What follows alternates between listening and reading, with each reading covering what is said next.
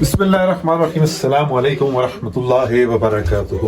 جہاں تک سنتوں کو زندہ کرنے کی بات ہے تو ایک بہت بڑی سنت ہے اور وہ ہے علاج کی سنت، اور اس میں جو حجامہ ہے اس کی بہت اہمیت ہے۔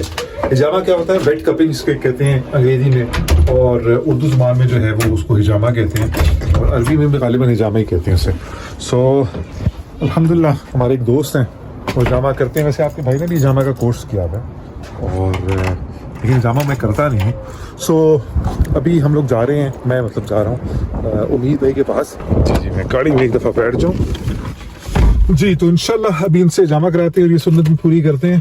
حجامہ جو ہے اس میں تقریباً 70 کے قریب بیماریوں کا علاج ہے، اور بلڈ پریشر، شوگر، کولیسٹرول، اور یہ جو موٹی موٹی ساری بیماریاں ہیں، ٹھیک ہے، ان کا علاج جو ہے وہ حجامہ سے۔ اور یہ آسمانی علاج ہے۔ جب آقا صلی اللہ علیہ وسلم معراج پہ گئے تھے تو حضرت جبرائیل علیہ السلام نے جو ہے وہ مفہوم ہے اس کا کہ تلقین کی تھی کہ آپ اپنی امت کا علاج جو ہے وہ حجامہ سے کروائیں۔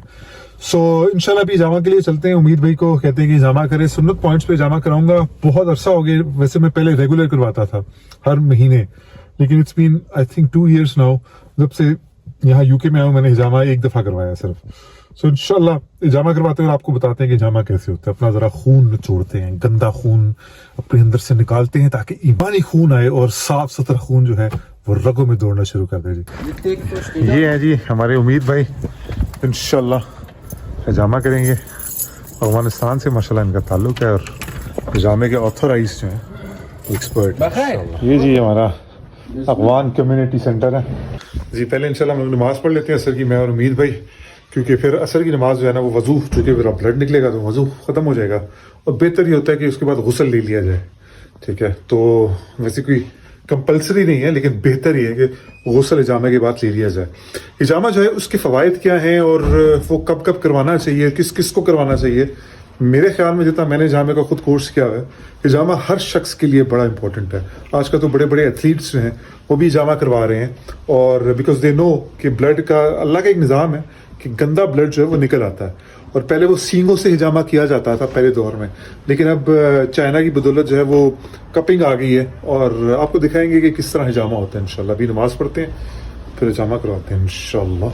جی ماشاءاللہ آپ دیکھ سکتے ہیں آپ کا بھائی کتنا پلوان بن چکا ہے۔ 6 پوائنٹس پہ حجامہ کیا، اور مین جو تھا وہ اسموکنگ کا حجامہ تھا، کیونکہ الحمدللہ مجھے 1.5-2 سال ہو گئے میں نے اسموکنگ چھوڑ دی ہے، اور درمیان کے کلپ میں نے اس وجہ سے نہیں دکھایا ہے کیونکہ اس میں بلڈ تھا، تو یہ حجامہ کی بات کی کیفیت۔ جی الحمدللہ سب الحمدللہ ایک سنت پوری ہو گئی، حجامہ مکمل ہو گیا۔ چند پوائنٹس میں اضافہ کیے، اور امید بھائی ہمارے شہزادے جزاک اللہ خیر، امید بھائی پانی بھی دیا انہوں نے، کہ اب صبح نہانا ہے تاکہ جو ہے نا انشاءاللہ کوئی انفیکشن وغیرہ نہ ہو، اور ہوتا نہیں ہے، چھوٹی چھوٹی چیزوں کا خیال رکھیں تو اللہ نے اس میں بہت برکت رکھی اور شفا رکھی ہے۔ کم و بیش 130 بیماریوں کا علاج ہے اس میں، اور سب سے بڑھ کر سنت ہے، اور جس کسی نے بھی ہمارے آقا کی ایک سنت کو زندہ کیا ایسے دور میں کہ جب سنتیں مٹ رہی ہوں تو اللہ سبحانہ و تعالیٰ 100 شہیدوں کا ثواب عطا کرے گا۔ اس سے بڑی اور جو ہے نا ہمارے لیے خوشخبری نہیں ہو سکتی ہے۔ تو آپ بھی اپنے ارد گرد حجامہ ایکسپرٹس کو ڈھونڈیں اور حجامہ کرائیں، سنت سمجھ کے، انشاءاللہ اللہ اس میں برکت ڈالے گا۔ آج کا ولاگ یہاں پہ ختم کرتے ہیں، اپنا بہت خیال رکھیے گا، ٹیک کیئر، اللہ حافظ۔